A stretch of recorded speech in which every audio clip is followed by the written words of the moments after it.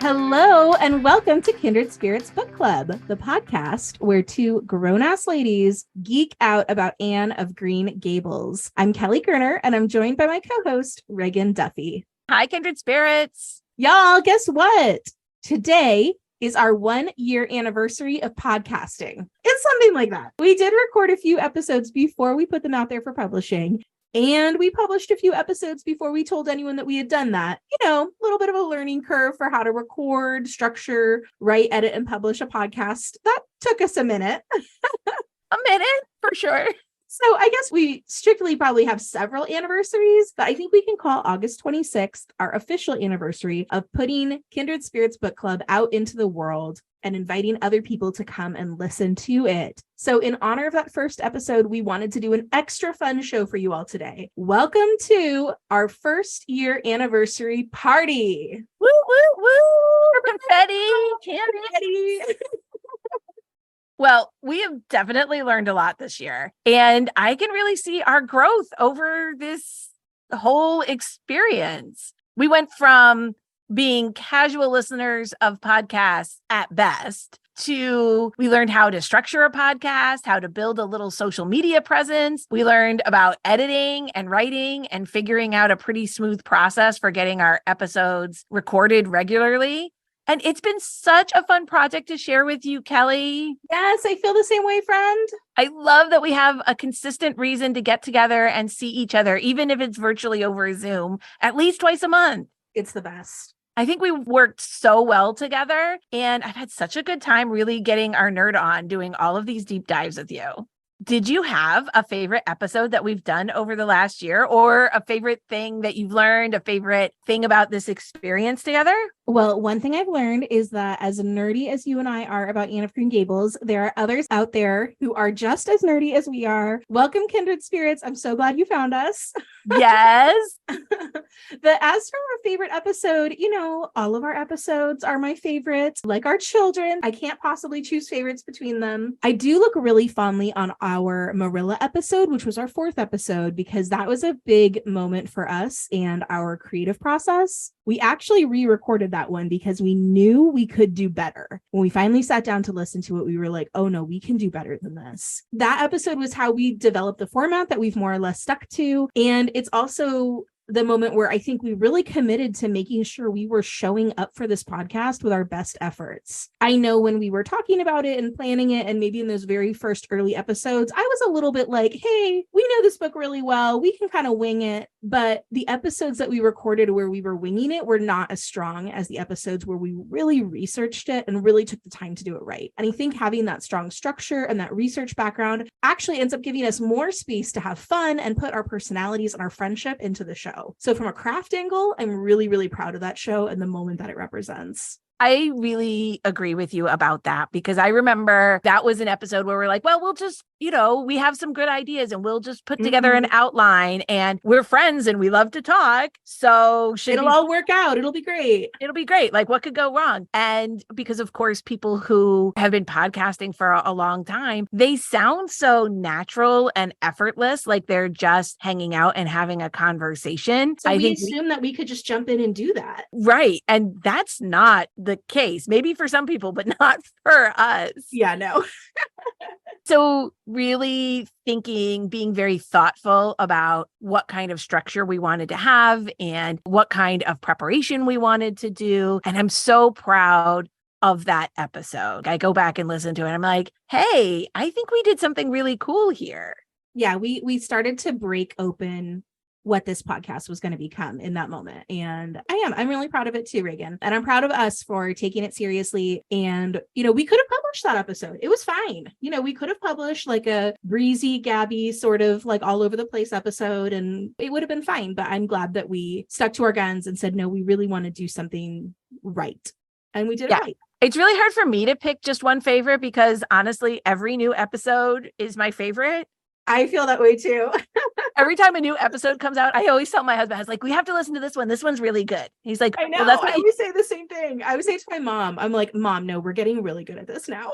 But if I had to choose, I really loved our Girls of Avonlea episode, And I loved it for a couple of reasons. So one, I loved that we paid attention to some of the more bit players in Anne of Green Gables that don't necessarily get a lot of love, and really talking about the themes of girlhood. I loved that. I really loved doing the research on the Lily Maid scene, and I'm still blown away by the fact that Anne is not acting out the Lady of Shalott. Blew my mind. That was truly a next level moment, like a butterfly effect moment. Or no, what is it called? That was a Mandela effect moment for us, where we both had a shared wrong memory of it. Yes. When you did the research, we realized how mistaken we had been. And then one of our other episodes that I really, really love doing it is when we had the editor Katie Stewart on, who edited one of our favorite annotated editions of Anne of Green Gables, because that was the most fun to record. It was the hardest to edit because we were having so much fun and laughing so much. So you guys, the raw recording of that episode was over 2 hours long. And that conversation was unhinged. It was unhinged. Everything under the sun. It was great. It was so much fun. That was a lot because I also really was like editing boot camp, because I had got it from over 2 hours long down to an hour and 20 minutes. So I was like, oh, I've learned a great deal about editing doing this episode. And I also really loved doing our more recent Anne of the Island recap episode. That was just really fun. I know we've had just some like plain fun conversations, and I really hope that everyone is enjoying listening to them as much as we are recording them.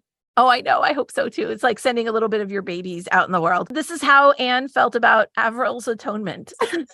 I'm not sure if we're quite as precious about the podcast as Anne was about her story, but we do love it when we work hard. Exactly. Rolling's reliable. Call us. Oh yeah, we'll take your baking powder company money any day of the week, please. No problem. Rolling's reliable. Yeah, we're your girls. Arm & Hammer. Sure, we'll read your advertisements.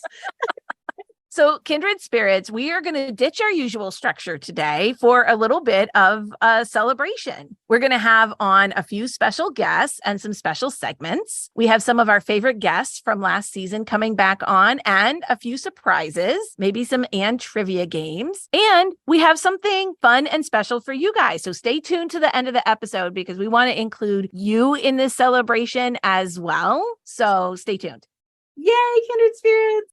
Now, to help us hand out some yearbook superlatives, we wanted to welcome back Alice. Yay! You may remember Alice from our episode about graphic novels and Anne adaptations. She's Ragon's daughter, and we loved having her on to talk about all the various graphic novel adaptations of Anne and comparing them to the original. Alice, do you want to introduce yourself? Hi, I'm Alice. I'm almost 11 years old, and I just started middle school. Oof. I love to read. I love Dungeons and Dragons, and I am really into musical theater too. And I'm very happy to be back on the pod. Yay, we're so happy to have you, kiddo.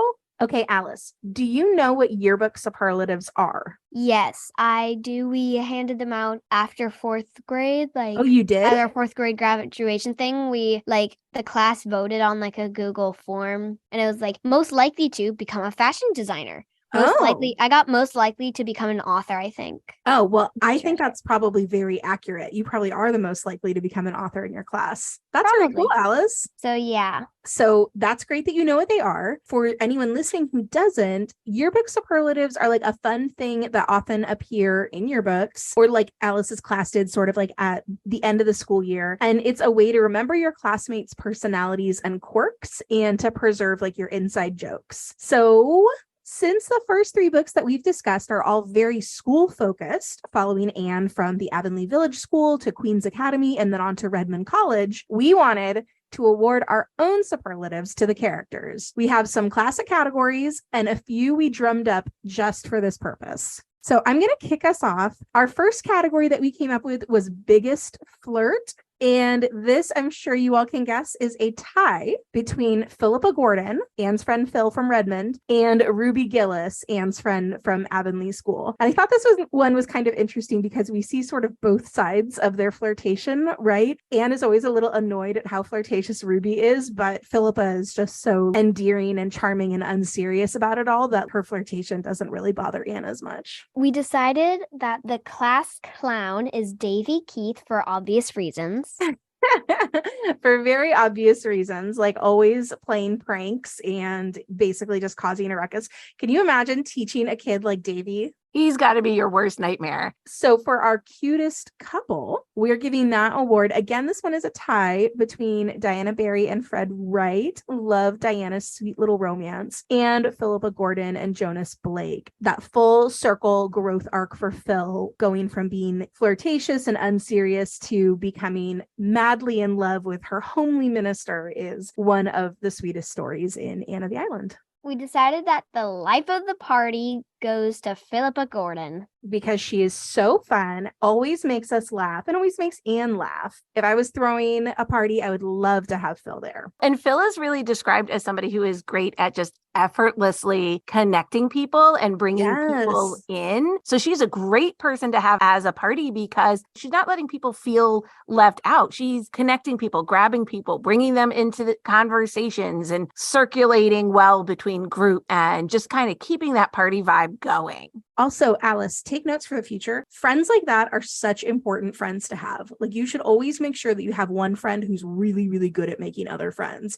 It just makes life really interesting when you have that person who can like work a room, who can bring 20 people to any party without lifting a finger or whatever. Yeah, the Philippas of the world are a lot of fun. I feel like I am that friend. That's what actually I was.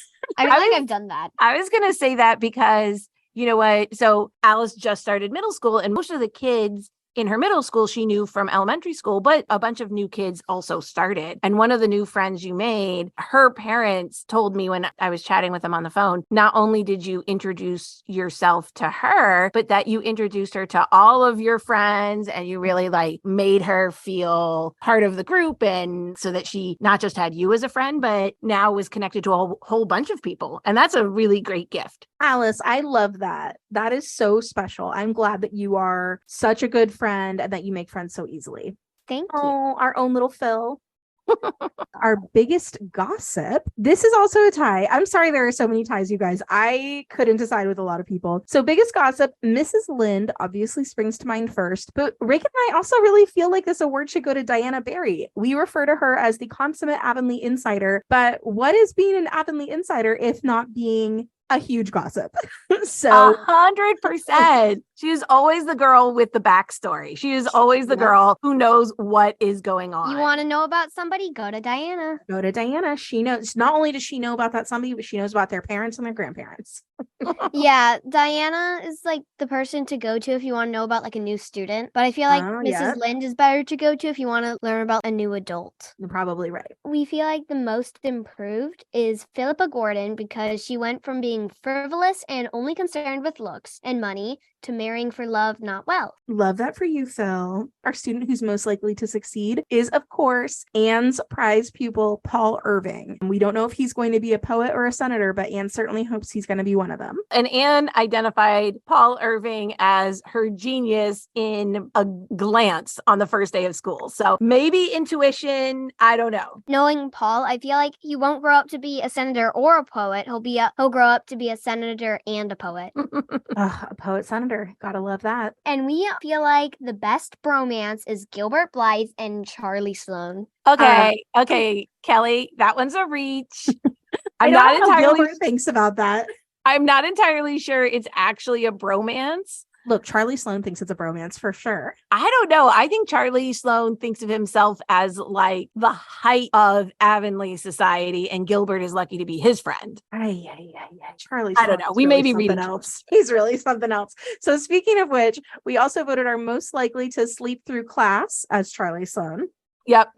Coming in hot there, really Charlie. Concerned with getting into class on time. The best clique is the Patty's Place girls. Anne, Phil, Stella, and Priscilla. Yes, who wouldn't love to live with those ladies? For sure. And not a clique in the bad way, right? Because they're not exclusive. They're just like really tight. Our most philanthropic award goes to Priscilla Grant, who actually does marry a foreign missionary. Remember, Anne was so sure that she was going to have to marry a foreign missionary because they couldn't be too picky. Well, Priscilla actually does. We don't know this yet in these books, but we will find out a little bit later. The biggest drama monarch / the biggest drama queen / king. Well, we didn't want to be gender specific because it's often girls get called drama queens, but let's be honest, there are plenty of boys who are drama kings. Exactly right. So drama monarch is our nice gender neutral term. We decided that this role goes to Gertie Pye, who would arrive late to AVIS meetings just to make an entrance. And she really enjoyed the attention of bringing in bad news. Most accident-prone award goes to Moody Spurgeon McPherson, who got on the wrong side of fraternity hazing and ended up with a half-shaved head for the semester. And also to Barbara Shaw, who is Anne's unfortunate student in Anne of Avonlea, who is constantly falling and tripping over things and spilling things. The most likely to marry a millionaire is Jane Andrews, who did marry a millionaire. And the most likely to become a millionaire is Jacob Sinclair Donnell, if his mother has anything to say about it. Most likely to run off to join the circus, Davy Keith. Most likely to help Davy run off to join the circus, Ragon Duffy. Our award for most romantic is a touch tongue-in-cheek. Our most romantic award goes to Billy Andrews, who very romantically asked his sister Jane to propose to Anne for him. And who wasn't so picky that he wouldn't take Nettie Blewett if Anne said no. He had a backup plan and everything. The most likely to write emo songs about heartbreak, Roy Gardner. And last but not least, kind of a funny one, most likely to yell, "Get off my lawn," the cranky and irascible, but I love him, Mr. Harrison. Woo woo! Congratulations to all our superlative winners. Well, Alice, thank you so much for joining us and helping us give out our yearbook superlative awards to Anne and her school chums. And before you go, we wanted to ask you, if you were having a dinner party and going to invite any fictional character to join you and Anne at this party, who would you invite? I think that I would like to invite Imogen, who is the main character from the graphic novel All's Fair in Middle School by Victoria Jamieson, because she's friendly and has a big imagination. She isn't afraid to be different. She was at the beginning, but then her character arc changed her, which I really like. I think that Anne and Imogen would get along great. If Anne were modern, you know that girl is going hard for the Ren Fair. Right? Oh, yeah. Oh my gosh, yes. Oh, and D&D, she would make like the weirdest character. She'd be like a vampire cowboy. I think that she would definitely be all in a role-playing game. I think she would be too. I think it'd be really, really fun to play D&D with Anne. Yeah.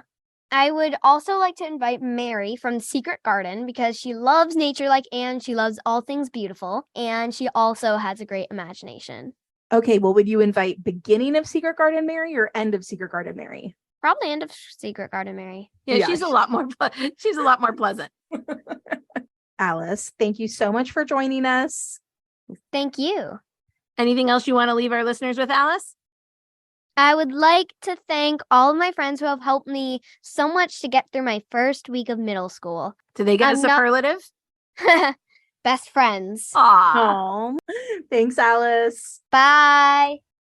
Kindred spirits. Now we have a very fun segment that we have been dying to figure out a way to do this entire year we've been podcasting. So listeners, you might not know this about Kelly and I, but we both absolutely love reading advice columns. And before we landed on doing an Anne of Green Gables podcast, we played around with the idea of doing an advice podcast. And to be honest, I still would really like to do one. We have some ideas, honestly. I think it would be really, really good. But in the meantime, we wondered what a modern advice columnist would think of some of the dilemmas in these Anne books. We don't know a real advice columnist to actually bring on, but we do have the next best thing. One of our great friends, Rachel Glower, is an expert in mental health, and she has never read Anne of Green Gables or any of the subsequent books. So we thought she'd be the best person to provide some unbiased advice to our characters from a contemporary point of view. So welcome, Rachel.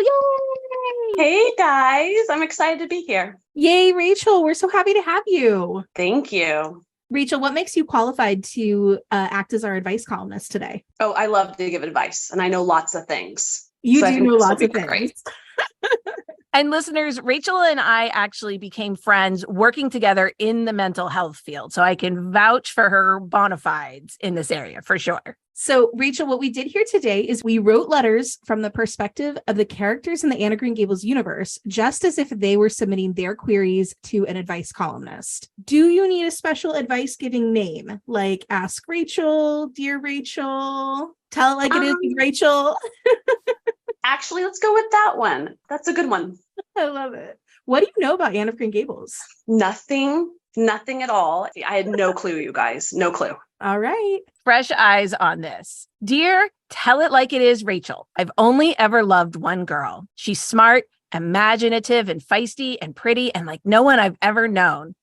We got off to a rocky start as kids. When she was the new kid in school, I teased her and embarrassed her in front of the whole class, and it took her years to forgive me. She holds an impressively long grudge, but she finally did forgive me. And I think the fact that I gave up the teaching position she really wanted for her kind of helped. Now we're solid friends. We spend all our time together. We study together. We go to all the college social events together. I hang out with her and her friends every Friday night. We make each other laugh. We have so much fun together. I enjoy her company more than anyone else's, and I know she feels the same way about me. But every time I so much as brush my hand over her hand, she snatches it back. Every time I hint that I might want something more than her friendship, she rewards me with the silent treatment, or worse, gives attention to this absolute blowhard of a guy who is also in our friend group. Rachel, if I thought she truly only wanted me for a friend, I'd leave her alone and never so much as broach the idea that fate has more in store for us. But the thing is, sometimes I catch her staring at me with soft, starry eyes, and sometimes I feel a spark of energy between us. Sometimes I see her melting under my gaze. Sometimes our heads bent over the same book get close enough to kiss, and neither of us moves away. I know there's more. She's just being stubborn and afraid. So what do? I'm ready to propose to her and pledge myself to her forever, but I'm so worried that if I do, she'll turn me down and I'll lose her forever. Signed, Kismet in Kingsport. All right. What do you think, Rachel? Well, I don't know if it's the fact I've seen Barbie twice in the last week, but hearing this just kills me. So my first reaction to this is no one can and should assume that they know what somebody else is thinking or feeling, right? So there's a lot of assumption that this individual, we don't know gender, so I won't make an assumption. I love this. But here's what I'm going to say.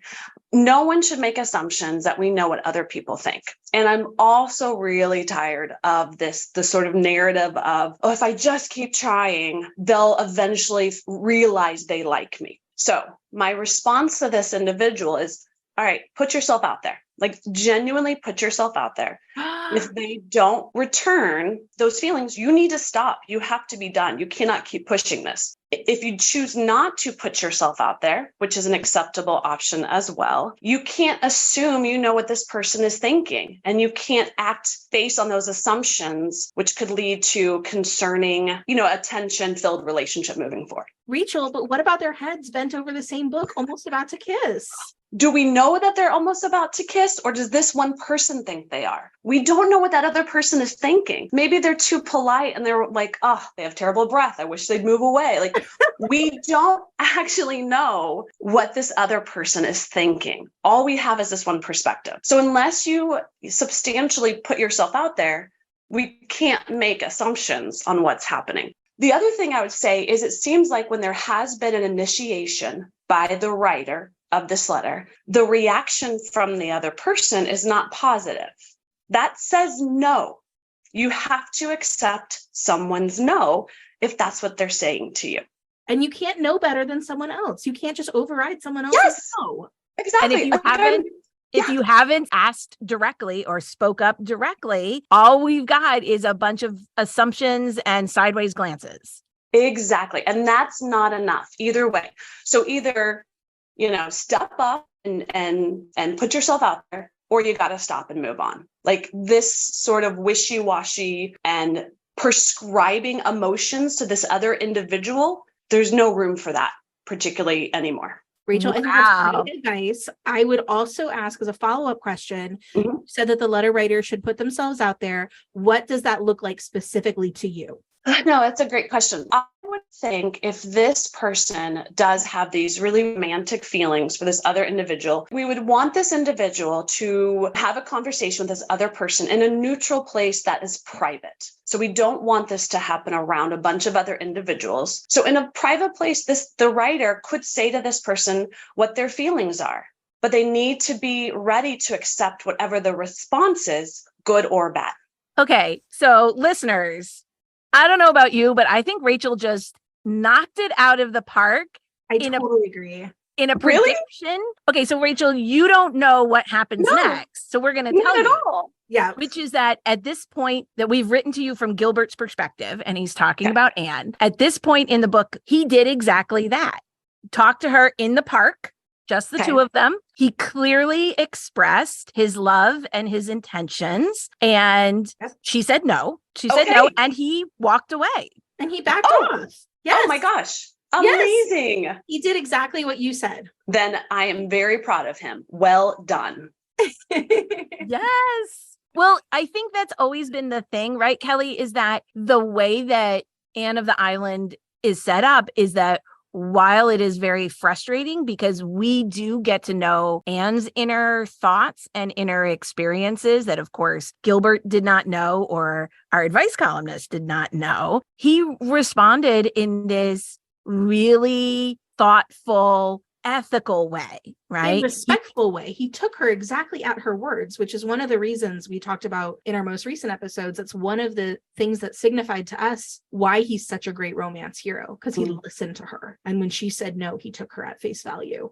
Wow. No, that's actually really great. And it took a while for Anne to admit to herself her true feelings for Gilbert. It honestly, it takes him almost dying. Wow. So that's a real slow burn. Okay. A little bit. It's the slowest burn, Rachel. It's about a 900-page burn.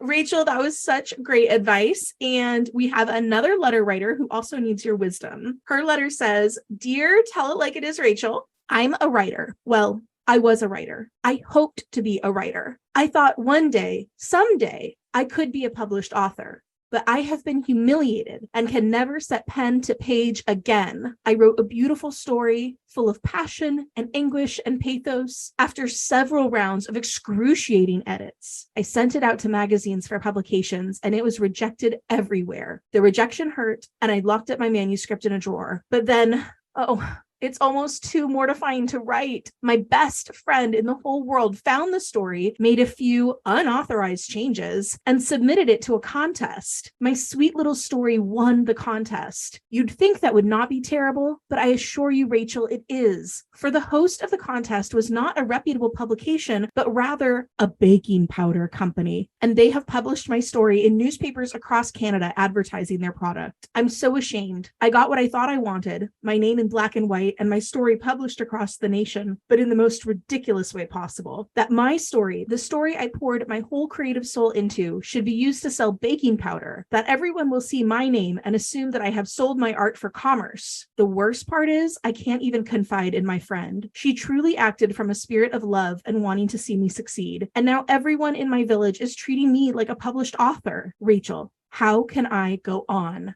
How will I ever live this down? And should I ever try writing again? Signed, Abashed in Avonlea." Wow. This one actually is a little more complicated for me. The first one I felt I had very strong reactions to. This one is a little bit more nuanced. So Tell me the my nuances. first reaction is you can't have it both ways. So to some degree, I feel like you can't be upset that you're published and not be upset at your friend. You have to pick a lane here. So I'm not sure I fully understand the connection between the negative feelings about being a published author in connection to it under a baking powder company. So if she wants to be a published author, this can be one of the many ways it takes to get there. If you sometimes have to write for something that is less than ideal on your journey to get what you want. So there's a little bit for me of entitlement. She's not writing for cocaine, right? Like it's baking powder. She's not writing for cocaine. Right. The true advice of Tell It Like It Is Rachel. Look, it's not cocaine. It's just baking powder. Right? No, exactly. So that part isn't connected to me. So I also am a little concerned about the fact that she says that she can't talk to her friend about this. So she is saying that her friend acted from a spirit of love. I respect that. That doesn't excuse a crossed boundary. So I absolutely think, right? We've never unpacked this scene as a crossed boundary, and it really is. Rachel. Yeah. So when we think about it, her friend did something without her permission, without her knowledge, that led to a chain of events. Yeah. And we have to be really mindful that even if her best friend was wanting to do this, like her intention was good, the impact was not. And I think that is something like we're currently dealing with as a society, right? The difference between intention and impact. And so in this situation, the impact was not positive. For me, this writer needs to speak to that and needs to discuss that boundary. And it can still be a very loving, supportive, honoring of the friendship conversation, but it needs to be a conversation about that cross boundary. Okay, I love that. I have trouble imagining what that conversation would look like for these two characters, but I agree. There was a boundary crossed. Yeah, the story did not belong to Diana to submit. And while she wanted to encourage Anne and she wanted Anne to continue with her writing and celebrate her writing, it was not hers to do anything with.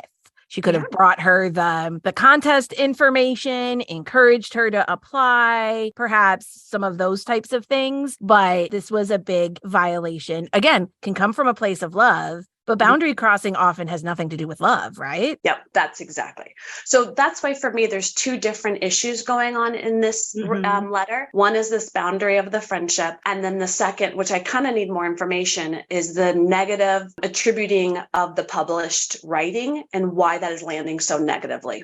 Our close read of this section has revealed to us that Anne, our letter writer, has very high ideals when it comes to making art.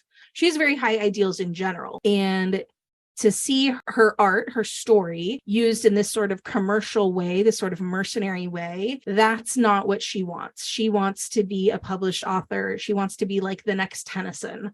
And I think that some of the humor and comedy in this scene, part of what makes this a fun scene in the book, is that she wrote this story that is very high melodrama, which combined with a very prosaic baking powder situation is really funny, right? There's like an inherent humorous tension there. And I think that Anne has a sense of how ridiculous that is and is ashamed to be the butt of the joke in a way. That makes a lot of sense. I think knowing a little bit more of that, if I was friends with Anne, I'd probably want to say to her, you got to calm down, right? Like you got to start somewhere. You know, you're not going to just start at the top. You got to work your way up. I think the girl needs a reality check a little bit. And I think you're right. It's the equivalent of somebody auditioning for a play in the first time and being humiliated that she winds up in the chorus. You don't always start off as the leading lady or having to act in commercials in order to pay your bills, right? And Rachel, you will be happy to hear that your guy Gilbert actually gives Anne very similar advice. Gosh, Gilbert and I are like, we're on the same team here. Like, this is really good. Are.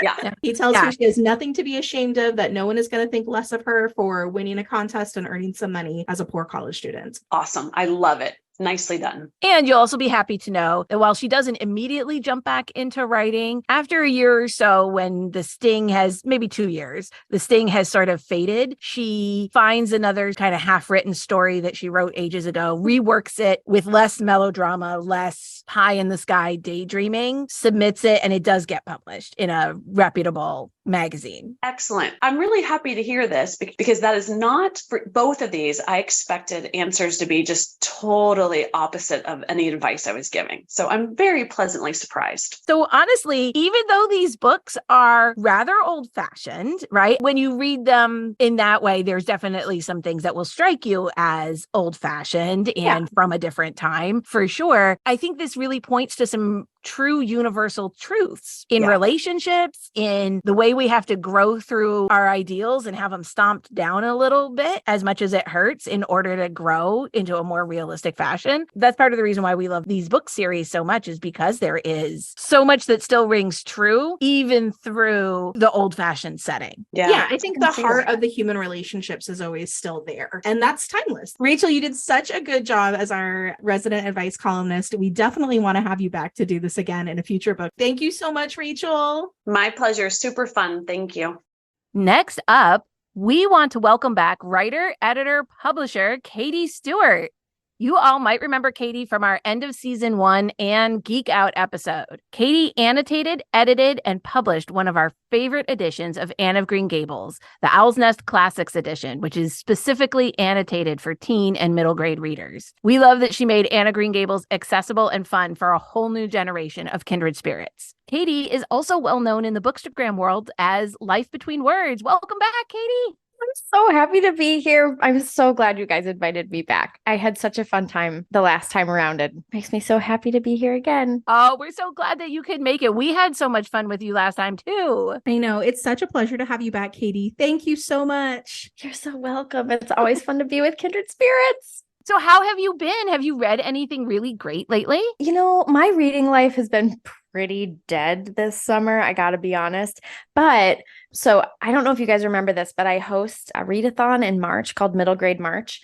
We started a book club this year, and that has been keeping me honest. So I have to read the middle grade books for our Middle Grade March book club. And the book for last month was a book called 3 Strike Summer by Skylar Schremp.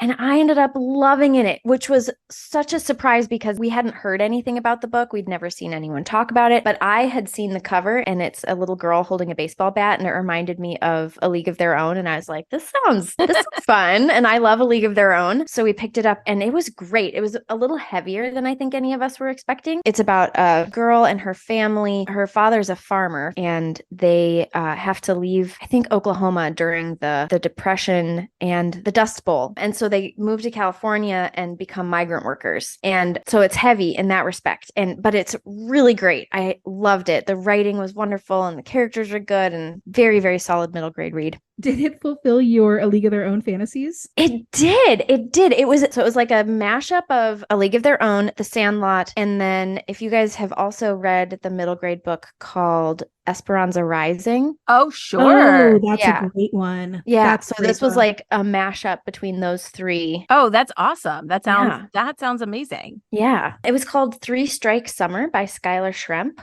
So fun. All right. We're going to have to get that one up for sure. Yeah. Yes. It was good. Oh, I'm in the middle. I've almost finished with I don't read a lot of YA, but this one I had seen a lot of people talk about, and it's a mystery, and I love a good mystery. It's called Truly Devious, and I'm really enjoying that one too. I love Truly Devious. Do you love it? Yes, Yes. it is. It's good, isn't it? I'm really enjoying it. So good. That's Maureen Johnson, right? Yes. She's so dang clever. And I love how she kind of takes some of those tried and true mystery tropes, but plays with them a little bit. Like her characters are aware of mystery tropes, so they kind of like interact with them. Yes. I think it's so fun. Yeah. Yes, it's very self-aware in the best way possible. And it feels a little bit Agatha Christie, maybe. Yes. I'm really, really enjoying it. Yeah. It's great. Probably best YA or like young person mystery that I've read. I feel like it's hard to do. It's hard to write a good mystery for young people because it's hard for me to always believe that the young characters are solving crimes. Exactly.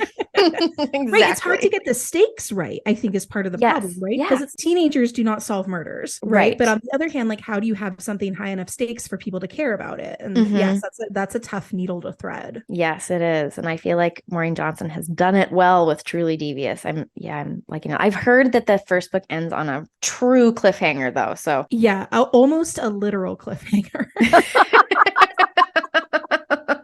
Okay, I'm gonna have to get the second book ready to read before I finish the first one. Up. Yes.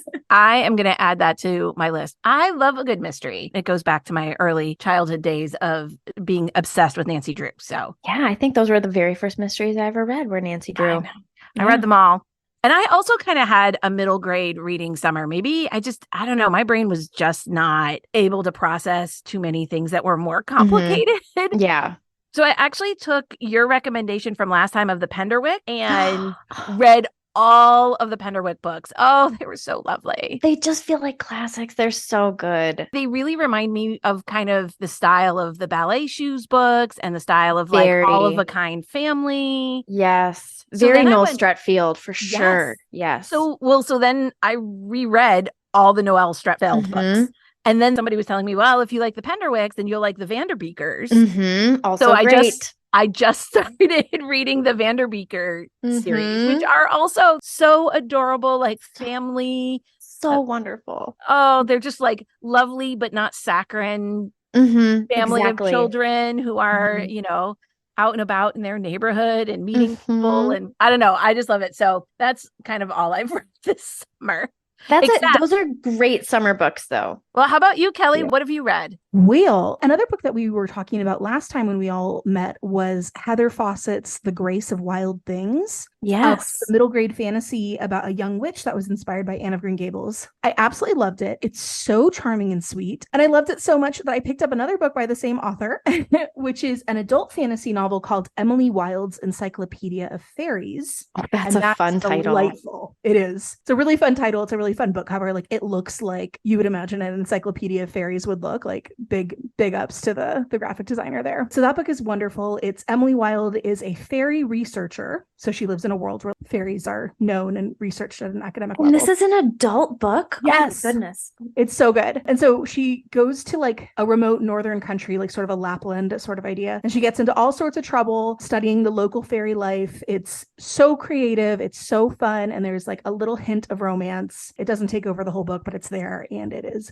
delicious. Heather Fawcett is on a roll with her fantasies. Yeah, I'm adding that to my list. That sounds wonderful. I know, me too. Right. Okay, so Katie, we wanted to do some fun Anne of Green Gables trivia with you. So we've all actually prepped some Anne trivia questions so we can try to stump each other. So, and if you're listening at home, have fun trying to guess the answers. And I'll kick off the first one. In Anne of Green Gables, Miss Stacy held Anne back after class for this transgression. I know. You know? Okay. It was for reading a book when she should have been working. That's right. Yeah. Extra points if you guys remember what book it was or what scene in the book it was. Was it Ben-Hur? It was Ben-Hur. It's Ben-Hur. And it's the chariot race. That's right. And she was like, you know, she couldn't put it down. Because she was trying to explain to Marilla, she's like, well, I got in trouble because I had to read the chariot race in Ben-Hur, as if that is a thing that Marilla should understand and know and instantly be like, oh, well, that's all right then. Understood. Mm-hmm. Yeah. Of course, Marilla is like, no. Ragon, you want to go next? Okay. Here is a little Anne of Avonlea question. What are Davy and Dora's last name? Yes, I got this one. All right. Keith. Their mom is Mary Keith. That's right. Bonus point. How are they related to Marilla? Dude. If I say something, it's just going to be a wild guess. Yes, do it. Was it a cousin? It's even looser than that. Their father was Marilla and Matthew's third cousin. Oh, geez. As far as I'm concerned, they're barely related. Yeah. That's a tenuous connection at best. My question, okay, what was the poem that Anne and her friends were acting out when the dory sank? Okay, Ragon, this is all you because you're the one who did the deep dive on this one. This is, except now I am blanking on the name of that. Oh, no. It's not Lady of Shalott. It is Elaine and Tennyson's poem. It's Elaine and, why don't I have my notes? Think Knights of the Round Table. It's Elaine and... Camelot? Is it Lancelot? Lancelot.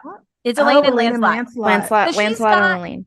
Yeah, she's got Lancelot and Elaine. That's right. Because she's got a ginormous crush on Lancelot. And he shows up and he basically uses Elaine to enter the contest so that nobody knows it's him. But she thinks he's for real because she's like a young girl and she's like, oh, handsome, famous knight, of course. And so she doesn't pick up on him. And then it turns out, of course, that he's kind of just using her. And then she dies of a broken heart. Yeah, he's a rake.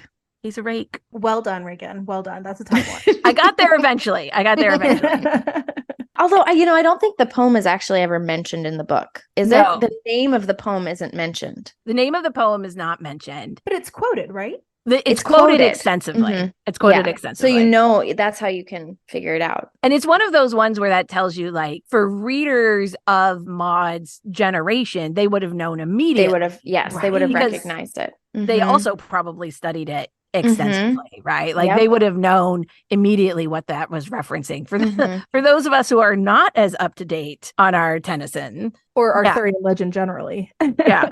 Yes, exactly. Well, and then again, it gets overlaid with that 1985 movie in which she's quoting from The Lady of Shalott. And that's part of the reason why it's so confusing, because he also wrote The Lady of Shalott, which is like, they have some things in common, but they're not the same. Yeah. Mm-hmm. That's the one at the beginning of the 1985. She's quoting it as she walks through the woods too, right? Exactly. The Lady of Shalott. Correct. Yeah. Yeah. She quotes it then, and then she quotes it when she's in the dory, even though the rest of the dialogue is directly out of the book. So the rest of the dialogue that the girls have, right? Where they tell her, like, remember Elaine lay as though she smiled, and then we have to say, farewell, sweet sister. Like, that's straight out of the book. That's from Lancelot and Elaine. But then when Anne is floating in the pond, she's quoting the Lady of Shalott. So that's like her comfort. She likes comfort poem. It's like, it is her comfort poem. Yeah. Oh, right. The Lady of Shalott also lies in a rowboat, so I guess it works. There you go. Okay, I'm gonna jump into my next question. So that was a good first round, everybody. All right, points to all. Points to all. Second round. In Anne of Avonlea, Miss Lavender has a maid named Charlotta the Fourth. What's Charlotta's real name? I remember Charlotta the Fourth, but I don't remember.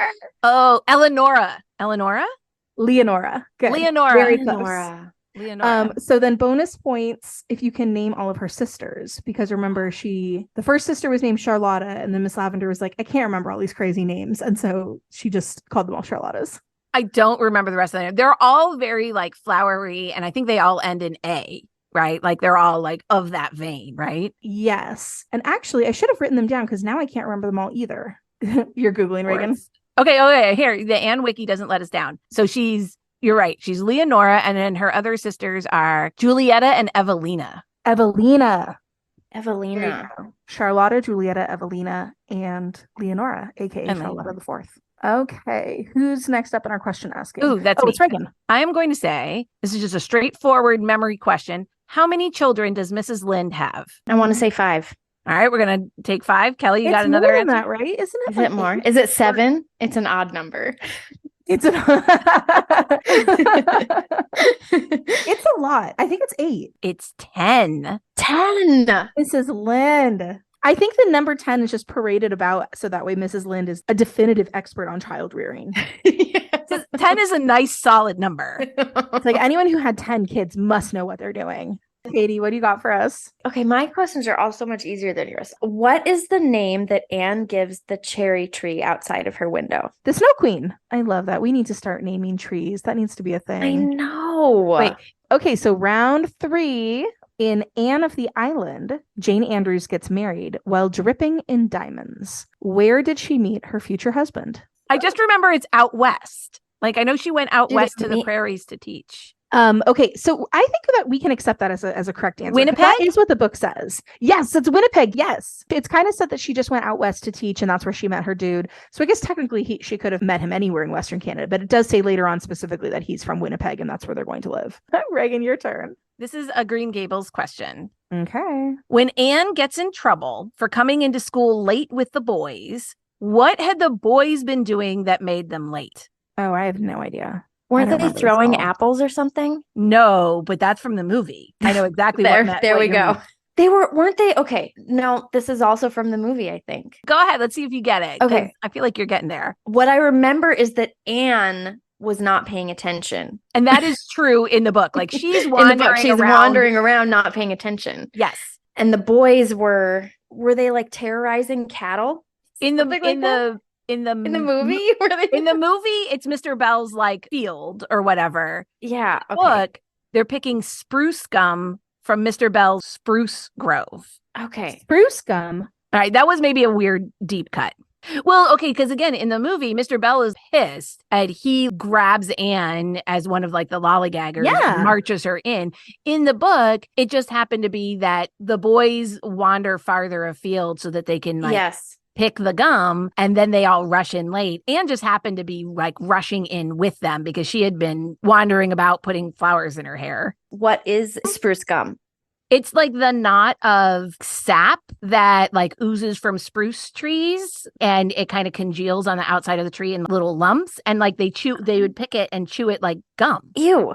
Yes. A little gross. I don't know what it tastes. Can't imagine that it tasted very good. I mean, I've gotten tree sap on me. It doesn't smell it smells piney, but like really, really, really concentrated piney smell. It seems like it would be like chewing a cleaning product. Like the way pine sol smells, but tasting it? Okay. Katie, do you have a third question for us? I do have a third question. Okay, the third question is, what is the name of Anne and Diana's playhouse? Oh, what is the name of their playhouse? I know what it is. It's like a ring of trees. And I know they have like their little old china cups and like a piano bench cover and all that stuff in there. What do Mm-hmm. they name it? Reagan, do you remember? Yes, because I think of this when you and I go on girls' weekends, it's Idlewild. Yes. Oh my it gosh, that's is. right. It's Idlewild. Idlewild. So, Katie, there is a little mountain town near us, like in the mountains outside of LA, called Idlewild. And Kelly and I have often done like girls' weekends in cabins up there.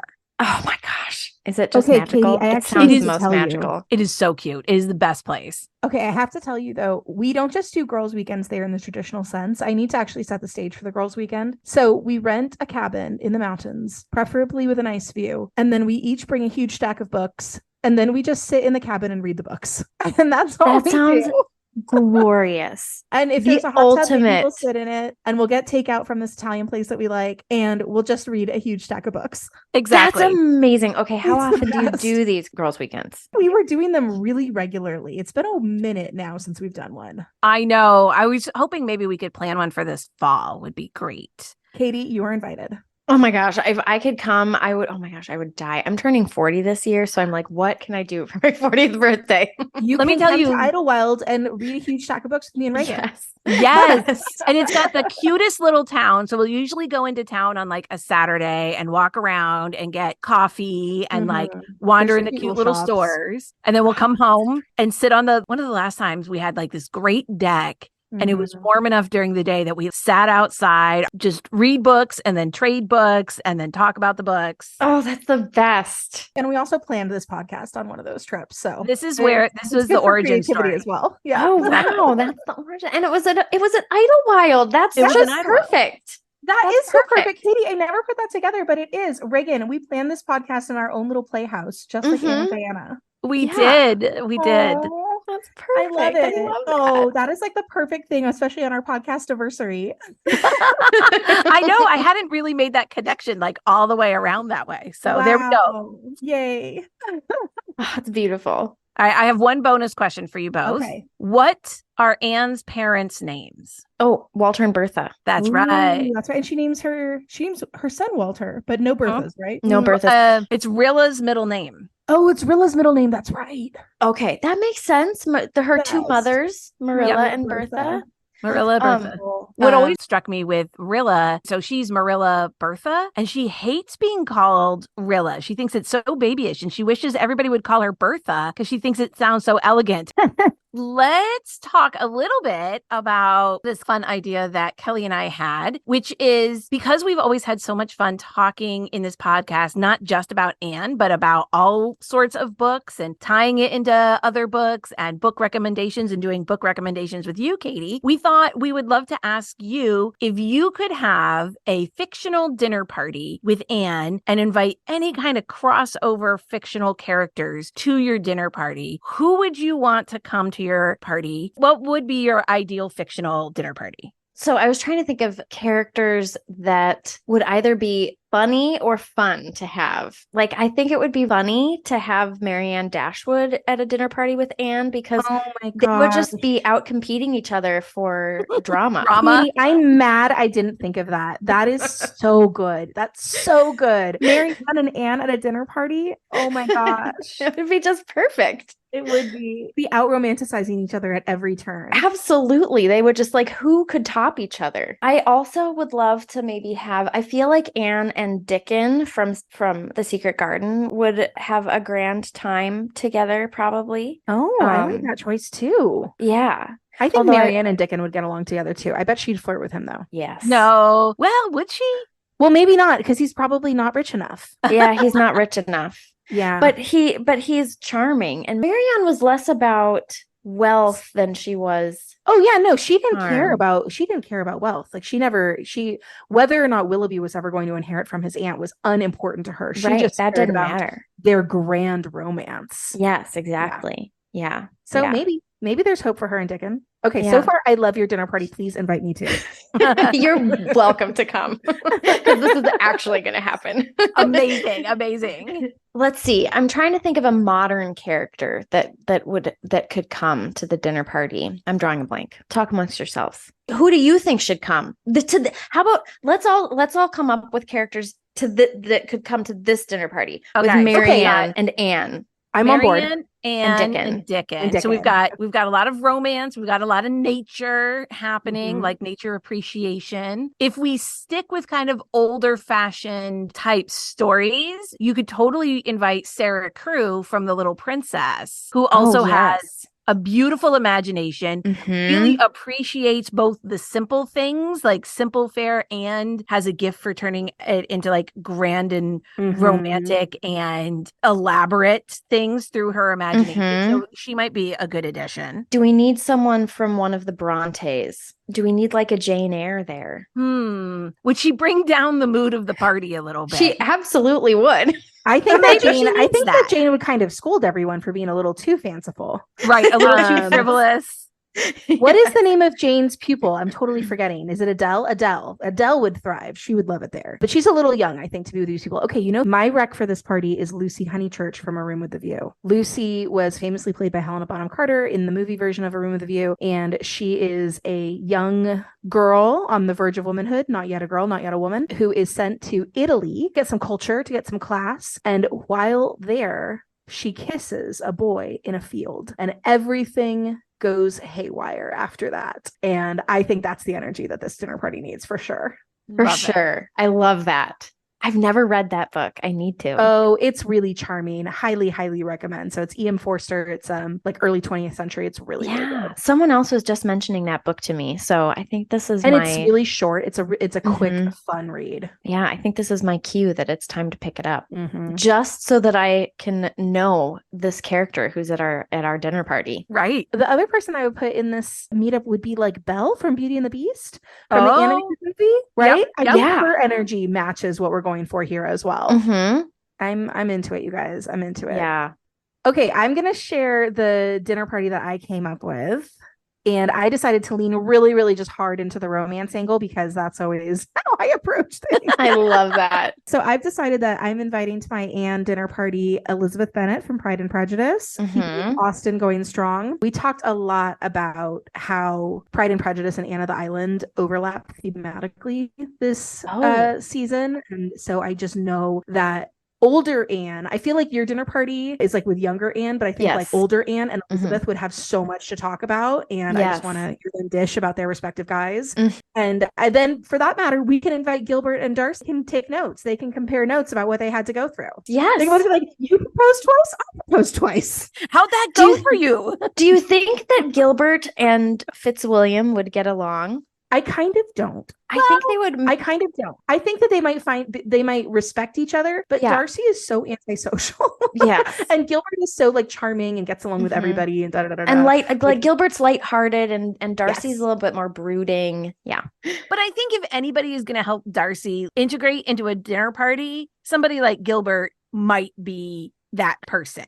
Right? Yes, he's sort of like a Bingley to his Darcy. That's true. He has big Bingley energy. So maybe Darcy would love him. And then I'm going to rope in two of my other favorite literary couples. I'm going to add in Celia and Marco from The Night Circus by Erin Morgenstern. That's the drama romance right there. That's the drama romance. But what I was thinking of is they could also talk to Anne and Gilbert about what it's like to fall in love in a competitive sense, because Gilbert and Anne were academic rivals and Celia and Marco were like magical rivals. Yes.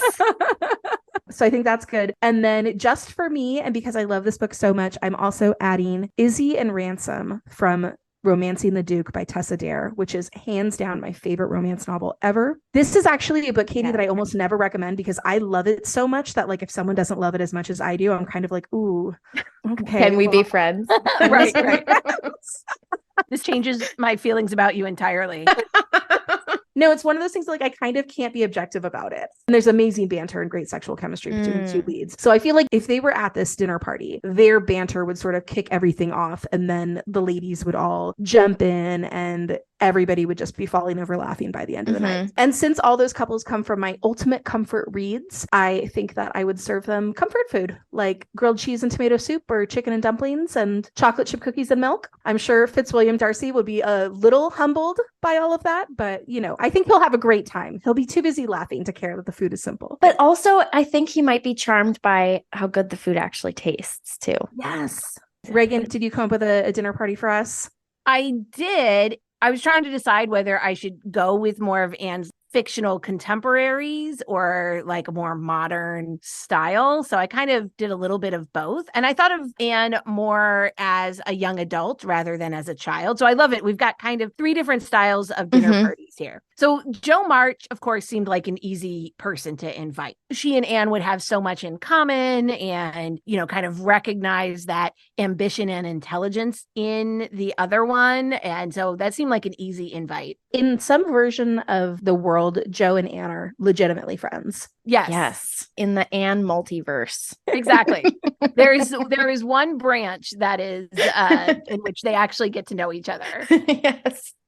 But then when I was thinking about other people to invite, I guess so many of my other favorite books tend to lean more in the fantasy element. So I ended up pulling in a lot of kind of like magical type folks. But Anne would love that.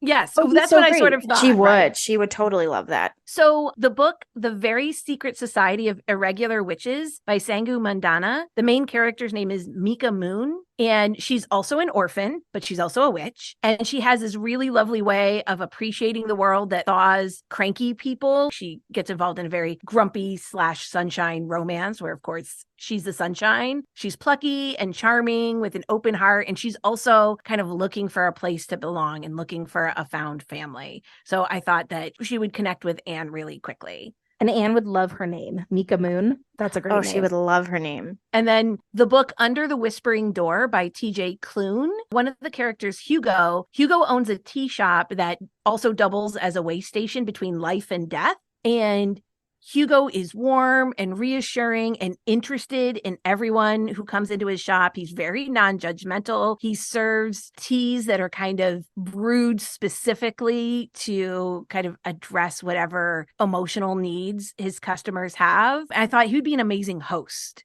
Like he would just make the party so warm and inviting and just nothing phases him no matter how wacky things kind of get. I love that you figured out where the party was going to be. And now and like who would host it. I love that. Yeah. I don't want to do the work of hosting it, my friends. If I'm going to be enjoying it.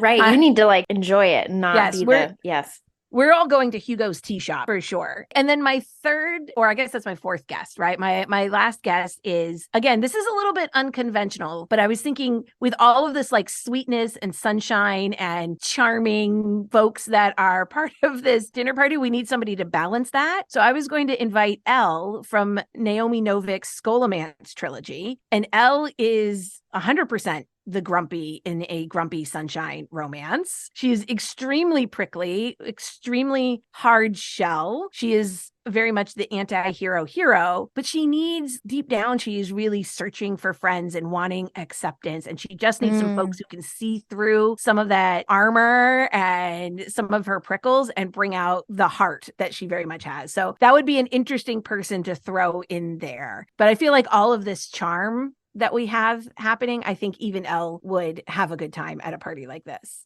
Well, and someone needs to be there to roll their eyes when things start going too far off the rails. Yeah, exactly. And so, of course, since we're going to have this at Hugo's tea shop, we're going to have delicious teas that each match for each dinner party guest, and we're going to do like fresh vegetable soup and bread and scones and cream and maybe some little tiny treats and raspberry cordial to finish off the party. Oh, of course, raspberry cordial. Yes, have to have raspberry cordial. Yeah, it's not a mandatory for an Anne dinner party. Yes. That sounds absolutely dreamy. Both of your guys' dinner parties sound incredible. And Katie, that's all we have for you tonight. We love talking to you so much. I love being here. Seriously, one of our favorite guests. We already know which episode we're inviting you back for very soon in the future. Where on the internet can our listeners find you? Well, I'm still on Instagram at Life Between Words. I'm not posting regularly these days just because life is so busy, but I am there. And so you can come and find me. Thank you again so much for coming back on the pod to celebrate our first anniversary of podcasting. Yay, thank you. Next up on the podcast, you guys, kindred spirits, we have two such special guests to bring on for this episode. Buckle up. Both of our husbands have been dying to come on the podcast, which is a little weird because neither of them have read Anne of Green Gables. But while we did have to shoot down some other ideas, such as a Mission Impossible recap or Anne of Green Gables and zombies bits for them to do, we finally came up with the perfect way for them to be involved. So let's introduce them really quickly. First, let's meet Chuck Gerner, Kelly's husband, Dungeon Master Extraordinaire, co-keeper of the two corgis, Hash Brown and Ham Hock. Hi, everyone. I like to think that the corgis keep me. Nice. Well done. And now let's meet Steve Leff, Ragon's husband, Alice's dad, the handiest man this side of the Rockies, and the founder of the Thick and Luxurious Hair Club for Men. He paid me to add that last bit. Hello, everyone. And may I say it's such a pleasure to finally be on the podcast. Special shout out to Steve, who designed our beautiful logo. We love our logo so much, and Steve did a beautiful job taking our badly articulated vision and turning it into exactly what we were hoping for. We'd like the guys to do their most dramatic readings, Chuck, don't get carried away, of the worst, most unhinged reviews of the first 3 Anne books that we pulled from Amazon and Goodreads. Here are some reviews about Anne of Green Gables. Margaret on Amazon says parochial and saccharine. I don't know what saccharine is. I'm just reading this, folks. This little book about a high-spirited orphan who charms a village is laden with unbelievable bits, or rather, it is missing realistic pieces. The farmers who wanted to get an orphan boy to help with work on the farm never once think that the girl orphan that was accidentally sent over could ever set foot on the farm to help. Instead, she does baking and dishwashing and needlework inside the house. On this farm, in quotes, nothing unpleasant ever happens, nor does any milk or dairy fare get mentioned. The closest we get to the workings of the farm are when Anne joins Matthew to bring the cows in at the end of the day. No milking, no calving, no breeding or gelding happen on that farm. Everyone in the town is white. The only mention of immigrants is Italian peddlers, also in quotes. Parentheses, ew, I told you not to let them in the house, end parentheses. And a German Jew selling door to door who sells Anne a defective product. No real food gets mentioned. When Anne learns to, quote, cook, quote, she learns to bake cakes and buns and scones. The kids go to school and strive to become teachers. It is all limited and prettified and simplified into something that bears little resemblance to real life. I love this review because the only kind of farm that this reviewer has ever heard of, I think, is like a dairy farm. All right. Citra on Goodreads says, boo, it's boring as hell. I never finish it. This book hasn't got any conflict at all, which for me doesn't worth reading. I wonder why this book, just like To Kill a Mockingbird, which is also boring, is in, quote, the best book ever, unquote. It's totally ridiculous. I have to read 500 pages just to find out about a little girl's boring flat life. It really wasted my time and money to buy this book in the first place. Renata C. on Goodreads says, this book was so dreadfully boring I wanted to cry. My cousin insisted on forcing me to watch the movie lots of times, so I decided to read the book. I couldn't get through it. I tried, but Anne just talked on and on for pages about nothing. Just not my type of book, I guess. Roland on Goodreads says, you have to be really charmed by Anne's non-stop yammering to enjoy this book. I wasn't, so I didn't. Ragon R. says, it was okay. I don't really like classics. I'm more of a slime person. August on Goodreads says, Anne's only character trait is being a naive idiot. Okay, now we have some reviews of Anne of Avonlea. Kathy on Goodreads says, this book hasn't aged well. Davy is a bully and displays sociopathic tendencies, but is inexplicably loved more for it than his well-behaved sister, as we're repeatedly told, implying a classic, albeit nauseating, boys will be boys attitude excuse. Then there's the practice of whipping school children and lines like, quote, a woman would forgive a man for beating her sooner than for hinting she was too much pleased to get him, end quote. Also, Montgomery seems to harbor a prejudice against the French, more so than she distrusts the Yankees, I'd wager. Cringe-worthy sentiments throughout for me. Aside from Davy's cruel antics, nothing really happens in the book plot-wise. There's a lot of talking and playing make-believe by whimsical characters who disappear almost as quickly as they're introduced. Unfortunately, Davy isn't one of them. Reagan, I know you wrote that review. Don't lie. That was you. Veronica N. on Goodreads says, really disappointing after reading Anne of Green Gables. Are we sure this was written by the same author? And L.M. Montgomery isn't some sort of early Francine Pascal? Alex A. on Goodreads says, nah. Published in 1909, and Firebrand Anne Shirley decides to step up, get organized, and embroil herself in an association to beautify her village? Oh, dear Lord. It's like Midsummer Murders, minus the murders. Everything that a Daily Mail readership would adore. It's only in looking back that the bland, saccharine pablum that gets fed to young girls and women as heroic becomes clear. I'm not going to not deny that I loved the series once, or that Matthew's death could probably still make me cry. But even so, no. And to round out this segment, a few reviews of Anne of the Island. Baraway on Goodreads says, so far, kill the boy, not the cat. This is supposed to be a soft, light book you read to relax, but oh boy, it managed to disturb me more than Pose the Black Cat. I mean, in one episode, there is a ginger cat that appears before Anne and just sticks to her. Ginger-colored, no less, described as a starved and filthy street devil that is very soft towards Anne and only Anne. It is basically her soulmate and a very clear parallel to her when she first came to Green Gables as an orphan. Yes, the ever-loving, gentle-spirited Anne sees the cat and is like, ugh, ugly, let's kill it with chloroform. And all the other girls just join the fun? 7 question mark. One of them even boasts that it would not be her first time doing that. Girl, you better not put that on your CV. Or in a book written for children?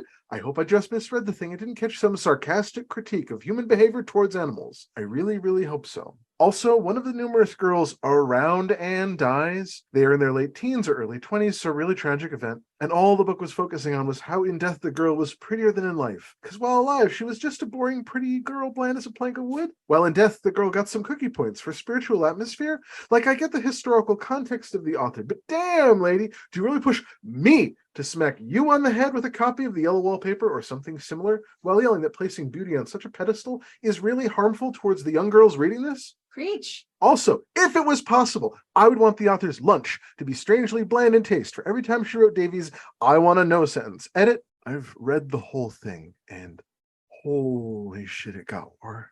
And basically pretended to be in a relationship for 2 years, leading the poor guy on and then ditching him once he asked to marry her, even though she knew precisely when he will ask her. Still, she let him go through the whole thing before saying, adieu, bitch, the last minute, and okay, fine. Every person in every situation has the right to say no thanks, and I won't be ever denying this right. However, that does not make Anne's behavior any less shitty, yet the author added to this episode this weird little closure where the sister of the guy said, well, he dated girls before you and they also turned him down, and Anne was like, so like, I was not the only girl in all his life? No true love there? Well, that makes my deed kind of okay, let's even hint at well-deserved.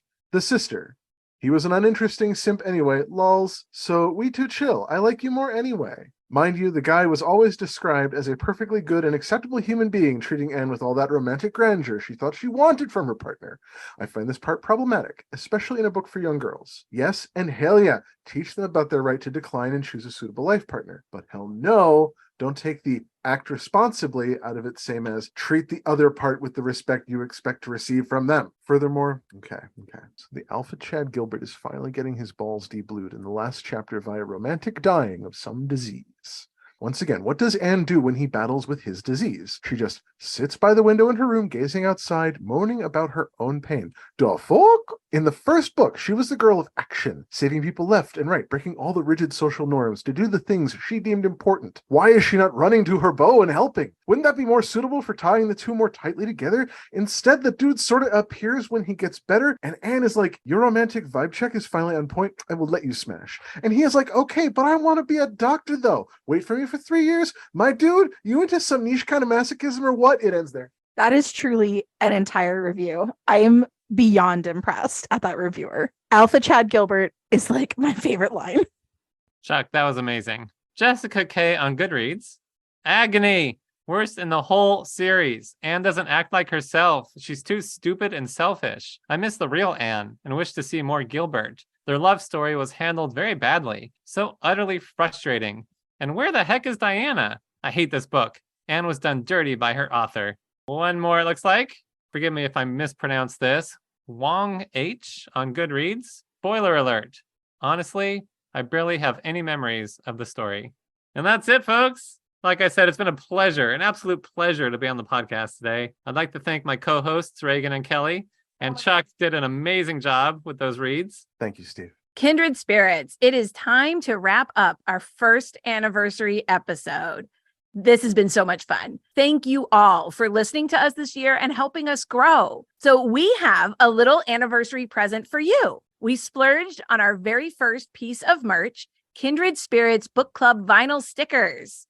They turned out so cute, you guys. We'll post pictures on our Instagram and we want to share them with you. So there's 2 ways you can get one of these brand new stickers for free. Either leave us a review on Apple Podcasts. So you can screenshot your review and then either email it to us or DM us on Instagram with that screenshot and your address. Or you can share about our podcast on your social media. You can either share one of our posts to your stories and include why you enjoy the show, or you can write your own post. If you share via Facebook, Twitter, or TikTok, send us a screenshot or link to your post to our email or our Instagram so that we know that you shared. We want to reach as many kindred spirits as we can. We so appreciate your support in our first year. We had the most fun doing this and finding so many fans of Anne to share in this passion project. Our email is kindredspirits.bookclub@gmail.com and our Instagram is kindredspirits.bookclub. And we'll put links to both of those in the show notes for all of you. But again, our email is kindredspirits.bookclub@gmail.com and our Instagram is kindredspirits.bookclub. So leave us a review or share your love for us on social media, and we will send you an awesome Kindred Spirits Book Club sticker. It really is super cute, you guys. It's our logo, and it is such a great way to rep the pod. Kindred Spirits, thank you so much for coming to our party. Please join us next episode as we recap Anne of Windy Poplars. Pretty much no one's favorite Anne book, but we think that doing a deep dive is going to reveal at least something to love about it. Thanks so much, everyone. Bye, Kindred Spirits.